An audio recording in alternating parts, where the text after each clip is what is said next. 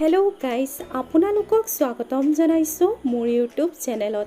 আজি মই আপোনালোকৰ মাজলৈ লৈ আহিছোঁ অমিতাৰে মুৰ্গী মাংস। এই ৰেচিপিটো বনাবৰ বাবে আমাক লাগিব অমিতা, লগতে আমাক লাগিব জিৰা পাউডাৰ, ধনিয়া পাউডাৰ, জলকীয়া পাউডাৰ, এয়া হৈছে গৰম মছলা আৰু লগতে হালধি পাউডাৰ। ইয়াৰ লগতে আমাক লাগিব আদা, এয়া মই সৰু সৰুকৈ পিঁয়াজ কাটি লৈছোঁ। লগতে আমাক লাগিব নহৰু, মই এটা নহৰু লৈছোঁ। লগতে লৈছোঁ কেইটামান শুকান জলকীয়া আৰু লগতে মই লৈছোঁ কেইটামান ইলাইচি। প্ৰথমতে মই মাংসখিনি মেৰিনেশ্যন কৰি ল'ম। ইয়াৰ বাবে মই মাংসখিনিত নিমখ দিছোঁ, সোৱাদ অনুসাৰে হালধি দিছোঁ আৰু ইয়াৰ লগতে দিছোঁ আদা, নহৰু আৰু পিঁয়াজৰ পেষ্ট আৰু ইয়াৰ লগতে মই দিছোঁ কেইটোপালমান নেমুৰ ৰস। এইখিনি গোটেইখিনি মেৰিনেশ্যন কৰিম, ভালকৈ সানিম মছলাখিনি যাতে একদম মাংসখিনিত ভালদৰে লাগি যায় আৰু এইখিনি মই অলপ সময়ৰ বাবে ফ্ৰিজত ৰাখি দিম। ইয়াৰ পিছত মই এখন কেৰাহীত তেল গৰম কৰি লৈছোঁ। এয়া দেখিছে আপোনালোকে তেলখিনি গৰম হৈ আহিছে। তেলখিনি গৰম হৈ অহাৰ লগে লগে মই ইয়াত দি লৈছোঁ শুকান জলকীয়া কেইটা। ইয়াৰ পিছতে মই ইয়াত দিছোঁ গোটা জিৰা আৰু লগতে কাটি ৰখা পিঁয়াজখিনি ইয়াতে দি লৈছোঁ। এইখিনি অলপ সময় আমি ভাজি থাকিব লাগিব যেতিয়ালৈকে পিঁয়াজৰ ৰংটো সলনি নহয়। এয়াই আপোনালোকে দেখা পাইছে, মই খন্তিখনৰ সহায়েৰে পিঁয়াজখিনি ভালদৰে ভাজি লৈছোঁ।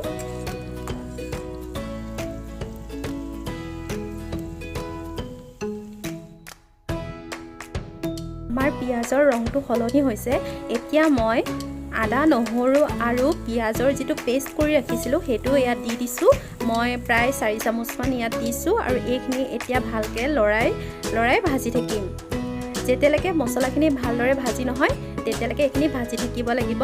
আপোনালোকে মছলাখিনি যে ভাজি হৈছে আপোনালোকে গম পাব, যেতিয়া মছলাখিনি ভাজি হ'ব তেতিয়া তেলখিনি কাষত উপঙি আহিব। এয়া দেখা পাইছে আপোনালোকে প্ৰায় মছলাখিনি ভাজি হৈছে, তথাপিও মই এইখিনি ভালদৰে ভাজিম যেতিয়ালৈকে মছলাখিনিৰ ৰংটো সলনি নহয়। এতিয়া মই ইয়াত দি দিছোঁ পাউডাৰ মছলাখিনি। প্ৰথমতে মই দিছোঁ ধনিয়া পাউডাৰ, লগতে হালধি আৰু জিৰা পাউডাৰ আৰু লগতে দিছোঁ মই জলকীয়া পাউডাৰখিনি। এয়া মই লগতে ইয়াত ইলাইচিখিনিও দি লৈছোঁ। ইলাইচিখিনি আপোনালোকে খুন্দি ল'ব, খুন্দি লৈ দি দিব। এয়া এতিয়া মছলাখিনি এইখিনি ভাজিম, গোটেইখিনি একেলগে ভাজি ল'ম আমি। ইয়াত মই এতিয়া কেইটোপালমান পানী দি লৈছোঁ যাতে মছলাখিনি ভালদৰে ইটোৰ লগত সিটো মিহলি হৈ যায় আৰু এয়া আমাৰ প্ৰায় মছলাখিনি ভাজি হৈছেই।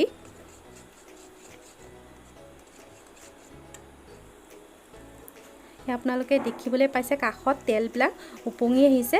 এতিয়া মই মেৰিনেশ্যন কৰি ৰখা মাংসখিনি ইয়াত দি লৈছোঁ আৰু এইখিনি দি লৈ এইখিনি ভালদৰে লৰাই ভাজি ল'ম।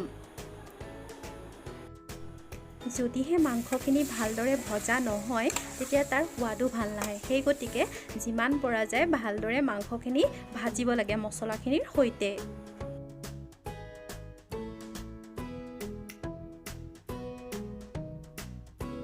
এতিয়া মই গেছৰ ফ্লেমটো ল' কৰি ল'ম আৰু ঢাকন এখন দি অলপ সময় ঢাকি ৰাখিম।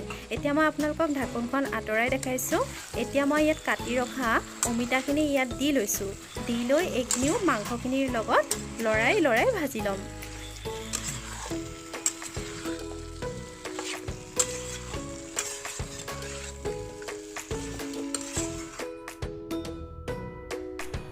এতিয়া মই এই আঞ্জাখনত এটা আলু সৰু সৰুকৈ কাটি ইয়াত দি লৈছোঁ। আলুটো একেবাৰে অপশ্যনেল হয়, আপোনালোকে যদিহে আলু নিবিচাৰে তেতিয়াহ'লে নিদিলেও কোনো কথা নাই। মই ভাল পাওঁ সেই গতিকে আলু দিছোঁ আৰু আলু দিলে গ্ৰেভিটো ভাল হয়, অলপ ডাঠ হয়, সেই গতিকে মই আলু ব্যৱহাৰ কৰিছোঁ। ইয়াৰ পিছতে এই গোটেইখিনি একেলগে ভালদৰে লৰাই এইখিনি ভাজিম অলপ সময় আৰু আপোনালোকে এই সময়ছোৱাত গেছৰ ফ্লেমটো মিডিয়ামত ৰাখিব আৰু এইখিনি ভালদৰে লৰাই ভাজিব। এতিয়া গেছৰ ফ্লেমটো মই মিডিয়ামত ৰাখি ঢাকন এখন দি এয়া অলপ সময় ঢাকি ৰাখিম। এয়া মই আপোনালোকক 3 মিনিট পাছত দেখাইছোঁ। এয়া চাওক প্ৰায় মছলাখিনিৰ লগত আমাৰ মাংস আৰু অমিতাখিনি মিলি গৈছে। এতিয়া মই এইখিনি পুনৰ খন্তিখনৰ সহায়ে লৰাই ল'ম। আপোনালোকে জানেনে অমিতা আমাৰ স্বাস্থ্যৰ বাবে খুবেই উপকাৰী, বিশেষকৈ আমাৰ চকু জুৰিৰ বাবে।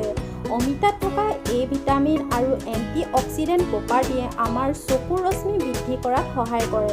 ইয়াৰ উপৰিও অমিতাত থকা এ ভিটামিনে আমাৰ এণ্টি এজিংৰো সমস্যা সমাধান কৰে। ইয়াৰ লগতে আমাৰ ৱেইট লছ কৰা আৰু ইমিউনিটি বুষ্ট কৰাটো অমিতাই খুবেই সহায় কৰে। ডায়েবেটিছ পেচেণ্টৰ কথাটো ক'বই নালাগে, অমিতা তেওঁলোকৰ বাবে খুবেই উপকাৰী। লগতে কিডনী সমস্যা থকা লোকেও এই অমিতা খাব পাৰে। যিকোনো প্ৰকাৰে আপোনালোকে অমিতা খাওক, সেয়া হওক ভাজিয়েই হওক বা দাইলেই হওক অথবা মাংসই হওক। মাংসখিনিও প্ৰায় ভাজি হৈছে। মই এতিয়া ইয়াত অলপমান গৰম পানী দি লৈছোঁ, যিহেতু মই বেছি জোল নকৰোঁ। আপোনালোকে যদিহে বিচাৰে জোলো কৰিব পাৰে, মই অলপ গ্ৰেভি কৰিম, সেই গতিকে মই অলপমানেই পানী ইয়াত দি লৈছোঁ আৰু এতিয়া এইখিনি লৰাই লৈছোঁ ভালকৈ। আৰু এতিয়া এখন ঢাকোন দি এইখিনি মই অলপ সময় ঢাকি ৰাখিম।